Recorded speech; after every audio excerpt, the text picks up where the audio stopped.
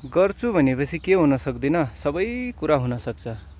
हेर्नुहोस् त यो फुलकोपी आज असाढको 15-16 गते हो र हेर्नुहोस् असाढको महिना कति राम्रो गोबी छ र आजभोलि मार्केटमा यो गोबी मन्डीको भाव अनुसार पनि चल्ने हो भने 50 रुपैयाँ किलो छ र मार्केट मेन बजारमा झन् महँगो छ। तर मैले मन्डीको रेट बताइरहेको छु जो आजभोलि 50 रुपैयाँ किलो छ।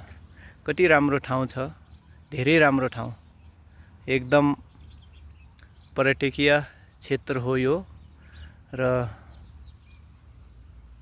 यो चम्बा टेरी गढवाल, यहाँ चारों तरफ गोर्खालीहरूले टमाटर लगाएका छन्, हाम्रै नेपाली दाजुभाइहरूले।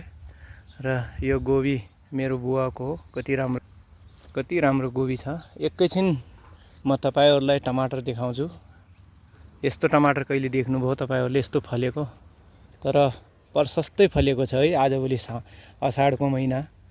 टमाटर त्यति राम्रो त छैन भाउ, तर पनि ठिकै छ। हेर्नुहोस् त कस्तो फलेको छ टमाटर। र यो मल्चिङ प्रविधिको द्वारा लगाइएको टमाटर हो। र यो टमाटर धेरै नै फलेको छ मेरो साथीहरु, देख्न सक्नुहुन्छ।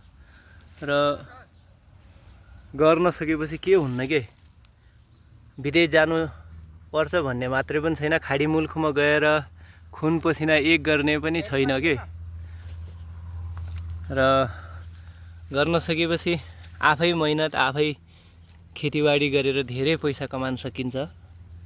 र हेर्नुहोस् त कति लामो क्यारी छ तलैसम्म र प्रशस्त टमाटर फलेको छ के। यस्तो टमाटर मैले आफ्नो जिन्दगीमा पहिलो बार देखेको, यस्तो फलेको सुनेको थिएँ तर आफ्नै आँखाले देख्न पाइयो। र धेरै नै फलेको छ टमाटर। जे होस्, प्रत्येक लाइनमा पाकेपछि 2 क्रेट 3 क्रेट टमाटर निकल्छ। र यो खेतमा कमसेकम 40-50 क्रेटको अनुमान छ। एक तुडानमा 40-50 क्रेट त तपाईँ देख्नुहुन्छ। यो तलसम्म छ र उतातिर चाहिँ पर लास्टसम्म छ, यो परसम्म। र टमाटर एकदम धेरै फलेको छ, धेरै तपाईँ देख्न सक्नुहुन्छ, धेरै फलेको छ। र यस्तो टमाटर कहिले पनि मैले देखेको थिइनँ फलेको। फलेको त हुन्थ्यो होला, पर यदि धेरै फलेको मैले देखेको छैन। हेर्नुहोस् कति धेरै फलेको छ कि, दानै दानाले पुरा बुटाहरू भरिएको छ। र जता हेरे पनि यो खेतको कुनै पनि कोनामा हेरे पनि दानै दाना देखिन्छ कि टमाटरको, कति धेरै फलेको छ। यो चाहिँ धेरै नै मनमोहक दृश्य देख्न पाइयो, धेरै नै फलेको छ। र हामी गोर्खालीले, नेपाली दाजुभाइहरू मिलेर यस्तै नै खेतीबारी गर्न सकिन्छ। किनकि आजभोलि यो दुनियाँमा हरेक देशका मानिसहरूले खेतीबारी गर्न छोडिरहेका छन्, तर हामीले छोड्नु पर्दैन। किनकि जुन पेसामा हामीहरू लागेका छौँ, यो पेसामा चाहिँ हामी निरन्तरता धैर्यपूर्वक गरिरहनुपर्छ यो काम।